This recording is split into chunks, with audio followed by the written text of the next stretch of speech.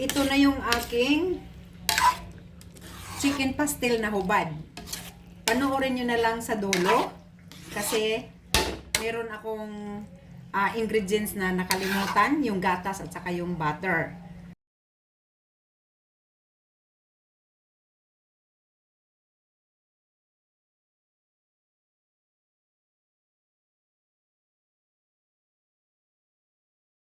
Hi guys!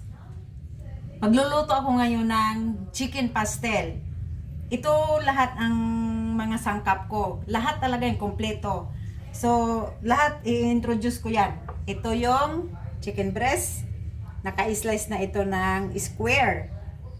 Tapos meron akong carrots. Naka-square din yan. Itong patatas ko, marble potato. Pero hinati ko siya sa... Hinati ko. Tapos meron akong mushroom. Egg quail. Bina sausage. Harina. Chorizo bilbao. Kunting asin. Kunting toyo. Paminta. Lemon juice. Bawang. At saka sibuyas. Bago ako magluto, tabi ko muna to, itong kailangan ko at saka to. Itong chicken, ilalagay ko ang lemon juice, toyo, paminta,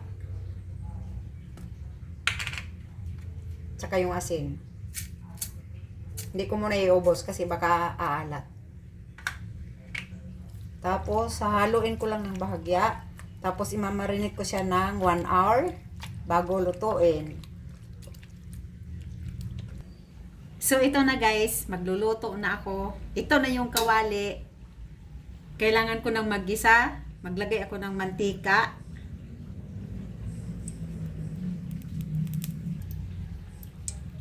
Maglagay na ako ng bawang.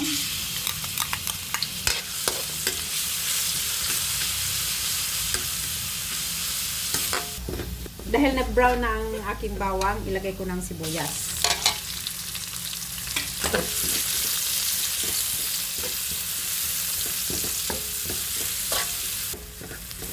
Dahil mabango na ang sibuyas at bawang, ilagay ko na ang chicken breast.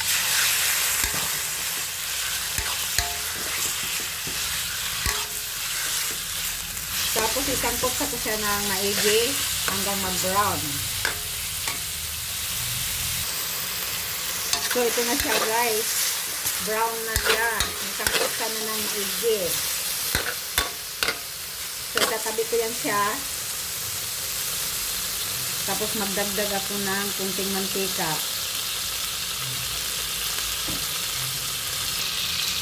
Tapos ilagay ko ang chorizo.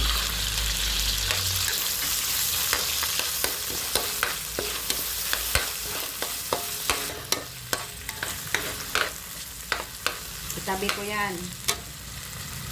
Tapos isunod ko ang binasusin.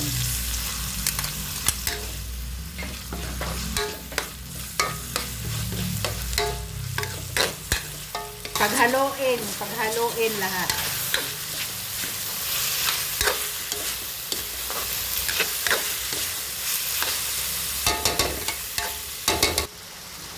Tapos mauna kong ilagay ang carrots kasi matigas maluto. Yan, huling maluto ba? Kaya unahin ko paglagay at saka yung mushroom.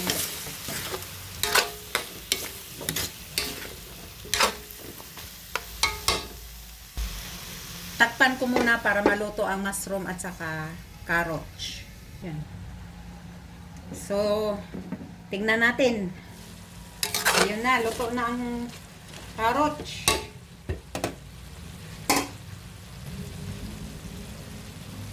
Ilagay ko na ang patatas.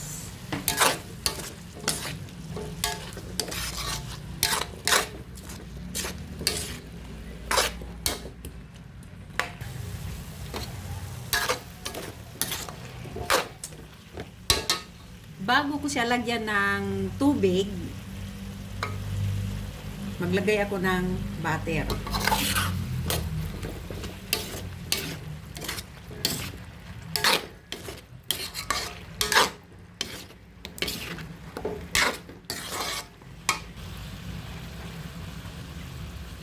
Tapos ilagay ko na yung broth.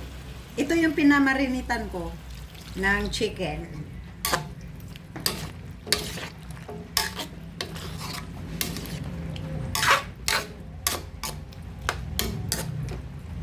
Hindi ko na siya takpan. Ganito na lang siya.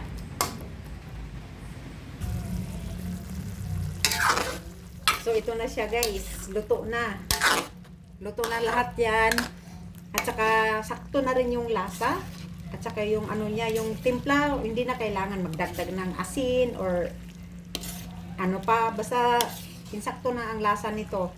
So, kaya ginaganito ko siya kasi ilalagay ko yung harina. Yan. Sinanap ko lang siya sa kunting tubig. Yan.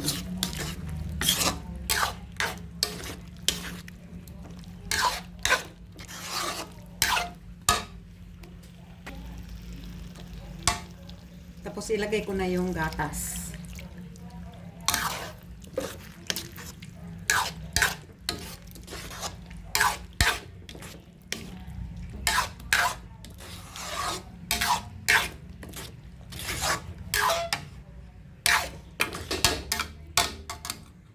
Tapos ilagay ko na ang itlog ng pugo.